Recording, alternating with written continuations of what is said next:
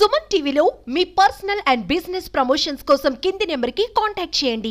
నమస్తే, welcome to Suman TV. Hindu సాంప్రదాయం ప్రకారం శివుడికి చాలా ప్రత్యేకమైన స్థానం ఉంది. మన దేశంలో అనేక వందల వేల సంవత్సరాలకు పూర్వమే అనేక మంది ఋషులు, రాజులు, దేవతలు శివలింగాలను ప్రతిష్ఠించి పూజించారని భక్తులకు అపారమైన విశ్వాసం. అటువంటి శివాలయాలు నేటికి మన మధ్య అలరారుతూ భక్తుల పాలిటి కొంగు బంగారమై అనుగ్రహిస్తూ ఉన్నాయి. ఇప్పుడు అటువంటి ఒక మహిమాన్వితమైన చారిత్రకమైన ఒక శివాలయాన్ని మీకు చూపించే ప్రయత్నం చేస్తూ ఉన్నాం. ఆ శివాలయమే బాహుదా నదీ తీరాన ప్రతిష్ఠితమైన చంద్రమౌళీశ్వరాలయం.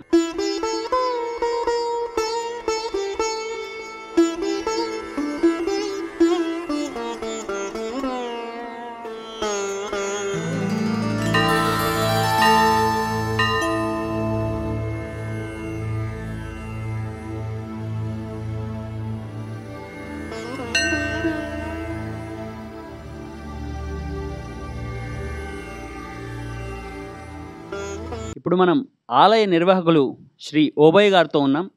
వారిని అడిగి ఈ ఆలయం యొక్క సేవా కార్యక్రమాలు కావచ్చు, ఈ ఆలయ పునర్నిర్మాణం ఎలా జరిగింది ఏమి అనే మొత్తం తెలుసుకునే ప్రయత్నం చేద్దాం. ఈ పునర్నిర్మాణం విషయం శ్రీ రామచంద్రయ్య గారు దేవాదాయ శాఖ మంత్రిగా ఉన్నప్పుడు హరిప్రసాద్ అనే అతను పర్సనల్ ఇదిగా ఉన్నాడు. ఆయన కొన్ని విషయాల్లో మాట్లాడుతూ మీ ఊళ్ళో దేవాలయం ఏదైనా ఉంటే ఇప్పుడు రామచంద్రయ్య సార్ గారు చేస్తున్నారు, ఏదైనా మీకు ప్రయత్నం ఉంటే చేసుకుంటే నేను చేయిస్తానని చెప్పాడు. ఆ తర్వాత వెంటనే నాగసుబ్బయ్య, శివకుమార్ వాళ్ళిద్దరూ కలిసి ఇది మంచి అవకాశం ఉంది నాతో ఫోన్ చేయడం జరిగింది. నేను గుడి వద్దకు రమ్మన్నారు. గుడి వద్దకు వచ్చాను. ఏమని అడిగితే ఈ మాదిరి అవకాశం ఉందన్న, మనం ఏదైనా డిపాజిట్ చేస్తే దేవస్థానం వాళ్ళు ఎండోమెంట్ తరఫున డబ్బు ఇస్తారంట, ఇది పునర్నిర్మాణం చేసిన అవకాశం ఉంటుంది కదా అంటే దానికి నేను కూడా సరే అన్నాను. కానీ కువైట్లో డబ్బు మేము కొంత అమౌంట్ జమ చేశాము ఈ దేవాలయాలకని వాటి కోసమని మా సంఘం తరపున.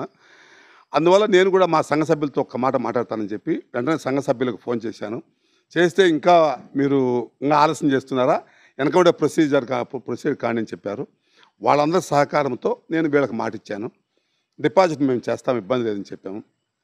వెనకబడే వాళ్ళు హరిప్రసాదనతో మాట్లాడము, హరిప్రసాద్ దానికి సరే అనడము, నేను ఆయనతో మాట్లాడము, ఆయన ఓకే అనడము.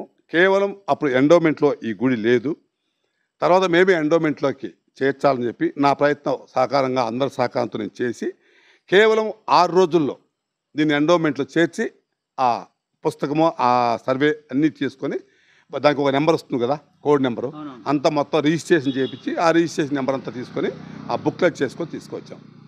ఆ నుంచి డిపాజిట్ చేయాలని చెప్తే అప్పుడు మనము 11,65,000 రూపాయలు డిపాజిట్ చేసినాం. కానీ ముందు చేసిన తక్కువే. రామచంద్ర పుణ్యం ఆ మహానుభావుడిని ఆ హరిప్రసాద్ గారికి చేసి దండం పెట్టాలి. వాళ్ళ సహకారంతో ఈ పని జరిగింది. ఇది మా వల్ల ఏ పని కాదు, కేవలం డబ్బు పెట్టిన వాళ్ళమే, కానీ కార్యకర్త క్రమే అంతా వాళ్ళ ద్వారా జరిగింది. అనుకోవడం ఎవరు, నాగసుబ్బయ్య వీడంతా మాకు ప్రోత్సహించడం, నేను దిగడం, వాళ్ళ సహకారంతో ఈ గుడి ప్రమాణం జరిగింది. ఇప్పుడు మీరు చెప్తూ ఉన్నారు గుడి పునర్నిర్మాణం చాలా ఘనంగా చేశారు మీరు. తర్వాత నుంచి అంటే ఈ గుడిలో ఎటువంటి సేవా కార్యక్రమాలు మీరు చేస్తున్నారు? మేము వచ్చిన వెంటనే ఒక కార్యక్రమం, మంచి కార్యక్రమం చేయాలని ఆలోచన చేసినాము. అందుకు రవీంద్ర నాయుడు అంటే టీచర్ జె రవీంద్ర నాయుడు గారు వచ్చి ఇక్కడ ఏదన్నా అన్నదాన కార్యక్రమం శివునికి చేస్తే బాగుంటుందన్న అయ్యప్ప స్వాములది ఈ గుడిలో చేస్తే బాగుంటుందన్నాడు. నా వల్ల కాదు, అంత స్తోమత నాకు లేదని చెప్పాను మొదట్లో, ఎందుకంటే ఆ పరిస్థితి నాది. తర్వాత లేదు, నువ్వు ముందు నిలబడితే చాలు, నేను చూసుకుంటాను, నేను సపోర్ట్గా ఉంటానని చెప్పాడు. కొంచెం ఆలోచన చేసి సరే దైవ కార్యం కదా, మన గుడి 10 మందిలోకి పోవాలంటే, జిల్లా లెవెల్లో బాగా ప్రసిద్ధి చెందాలంటే, 10 మంది తెలియాలంటే అది కార్యక్రమం చేస్తే బాగుంటుంది. ఒక మంచి కార్యం అంటే అన్నదానం కార్యక్రమం అంటే భగవంతునికి చాలా ముఖ్యం కదా అని ఆ రోజు స్టార్ట్ చేశాము. అది ఎందుకో ఆ దేవుడు మహానుభావుడు మా ఎనుకుండి అన్నీ ఆయన నడిపించాడు. 3 సంవత్సరాలు ఏకదాటిగా 400 మంది నుంచి 500 మంది వరకు ప్రతిరోజు వాళ్ళకి ఏమీ తక్కువ లేకుండా మా శక్తి కొలత చేసాం. ప్రతి ఒక్కరూ గ్రామంలో కానీ మండలం లెవెల్లో కానీ ప్రతి ఒక్కరు సహాయాలు చేసినారు. వాళ్ళ సహాయ సహకారాలతోనే అన్నదాన కార్యక్రమం నేను చేయబడింది. స్వామివారికి ఎటువంటి కార్యక్రమాలు ప్రతి సంవత్సరం మీరు సంవత్సరంలో నిర్వహిస్తారు? అంతకుముందు ఇక్కడ ఏమి కార్యాలు జరిగేటివి కాదు. ఏదో టెంకాయలు కొట్టుకుని పోయాడు, చిన్న బండలు, చిన్న గుడిగా ఉండేది. ఆ అమ్మవారు ఎవరు వెంకట సుబ్బమ్మ అనే ఆమె పునర్నిర్మాణం చేసింది చిన్న గుడిగా. అది పునర్నిర్మాణం చేయాలని ఎందుకో ఆ మహానుభావుడు తలపెట్టినాడు. ఆ అదృష్టం మాకు కలిగింది, అది చేశాము. ఆ ప్రతిష్ట చేసిన రోజు హరికథా కాలక్షేపం మొదలుపెట్టాను. తర్వాత పెళ్ళిళ్ళు కూడా ఇక్కడ అంతకుముందు జరిగేటివి కాదు, ఇప్పుడు పెళ్ళిళ్ళ కార్యక్రమాలు జరుగుతాయి. ఇక్కడ అన్ని వసతులు చేసినాము గుళ్ళో అందరం కూడా. తర్వాత ఇక్కడ అన్నదాన కార్యక్రమం కంప్లీట్గా చేసి 3 సంవత్సరాల నుంచి కొనసాగుతుంది. అప్పటి నుంచి ఇప్పటి వరకు అన్నదాన కార్యక్రమం సాగుతుంది. నేను నా తర్వాత మరికొంత వచ్చినా కూడా వాళ్ళు కూడా అన్నదాన కార్యక్రమాన్ని కొనసాగిస్తున్నారు. వారికందరికీ కూడా ధన్యవాదాలు దీని ద్వారా తెలియజేసుకుంటున్నాను. దీంట్లో ప్రతి ఒక్కరి హస్తము ఉంది. మండలం లెవెల్లో, గ్రామం లెవెల్లో ప్రతి ఒక్కరి సహకారంతో నేను చేయగలిగాను. వాళ్ళ సహకారం అంటే నేను కూడా చేయలేను.